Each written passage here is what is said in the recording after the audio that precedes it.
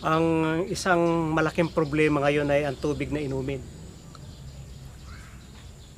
Medyo mahal dahil bibili ka nung nakabuti na, buti kaya yung dumaan sa machine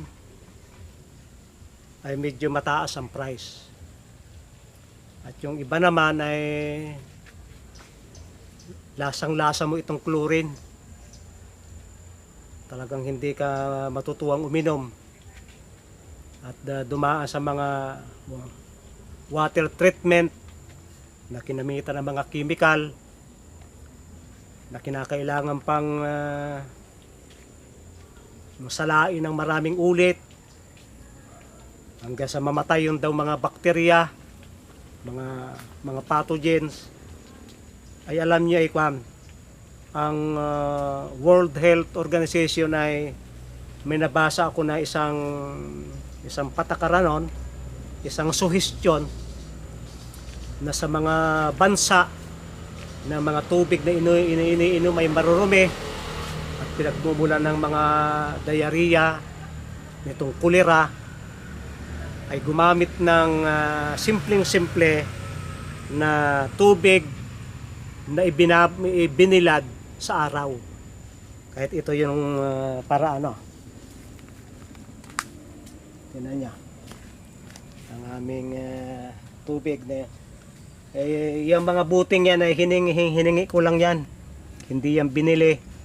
At yan ang mga buti na green na yan, hindi naman yan nabibili. Pag yan ay nilagyan mo ng tubig,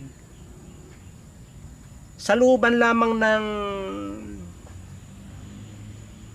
mga 6 na oras, iinit yan. Iinit yan. Dahil yan ay bubog, matindi ang uminit.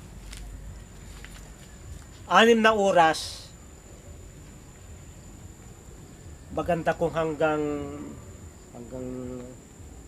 48 hours kung marami kayong istakan yan. Patay na ang lahat ng bakterya dyan.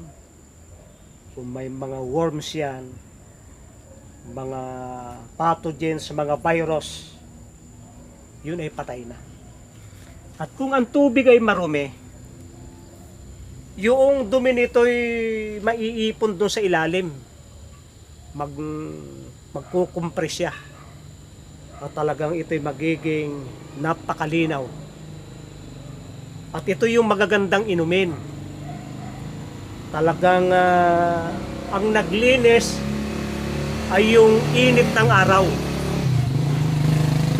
Ngunit wag kayo maglalagay dun sa buting plastic. Dahilan ng buting plastic ay humahalo kapag naiinitan ng araw. Kahit nga sa mga sasakyan at yung pinaglagyan ng iniinom na tubig ay naiinitan ng makina, napakadelikadong inumin nun. Pero ito ay talagang ito'y mga walang price itong mga lagayan ng alak na ito. Kaya hindi dinadala sa junk shop. Kung dalhin man ay napakamura. Ay kala ko ito'y 1 litro. Ay 1.5 nito o 2 nito konsumo ng tao isang araw. Magaling itong panghaplas sa mga paga-paga, panghugas sa mga sugat. Nakagagaling ito ng mga sugat dahil ito'y malinis. Talagang ito'y patay na yung mga pinagmumulan dito ng mga sakit. Kaya kung ako sa inyo, maghanap kayo ng mga buti na ganito. At na inyong ilagay doon, kahit sa Manila, ay mainit nga dyan, diyan maganda magbilad. At ito pa yung maganda, yung mga herbal oil. Ito ay iba't ibang klaseng mga halaman na aming ginawang oil. Ay pagka ganito, para ito tumagal talaga ng matagal, ay ibibilad ng mga 3 araw sa init ng araw. At kung lalagyan nyo ng mga ugat-ugat pa dyan, kung ano-ano mga ugat-ugat para lalong bumisa ng mga hindi naluto, ay baka yun ang pagmula ng hindi magandang amoy.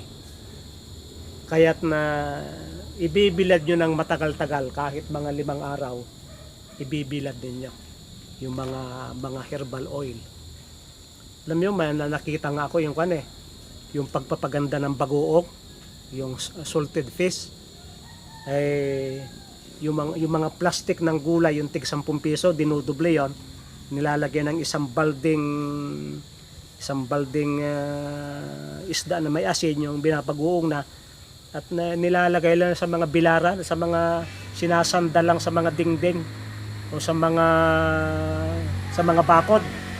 Pagkaraan ng 2 buwan ay o 3 buwan, napakasarap ng bagoong. Well, hindi siya inuod dahilan yung sikat ng araw ay napapatay ang mga ganyan. Alam niyo, ang mga bagoong inuud yan. Pero pag yan ay ibinilad doon sa araw, na kumaniwala kayo sa akin, hindi talaga magkakauod ang bagoong. At mas babago at mas masarap. Kaya't hindi lamang yung tubig. Kung ang may parte ng ating katawan na ito may problema, ibibilad natin sa araw yan.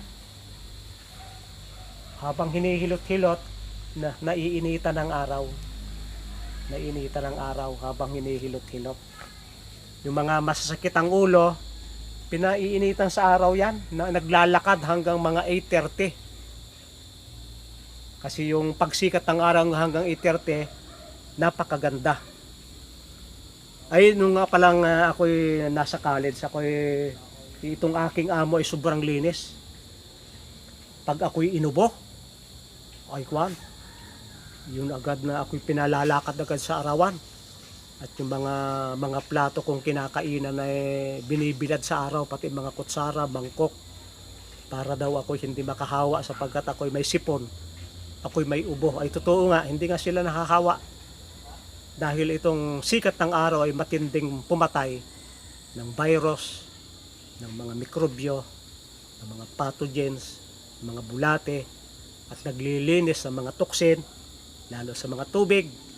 At dito sa herbal oil, itong aking herbal oil, ito ay maraming klaseng halaman, ay ang ganda na yeah. Talagang maganda. Kaya't na sana matutuhan nyo itong pagbibilad ng inyong iniinom sa araw. At ito rin pala, magandang ipandilig sa mga halaman kasi may ang nagcha-charge yan ng mga kabutihan mula sa araw. Hindi natin na nakikita kung yung mga sugat ka ay gumagaling pag hinugasan yan, ay yung mga halaman din.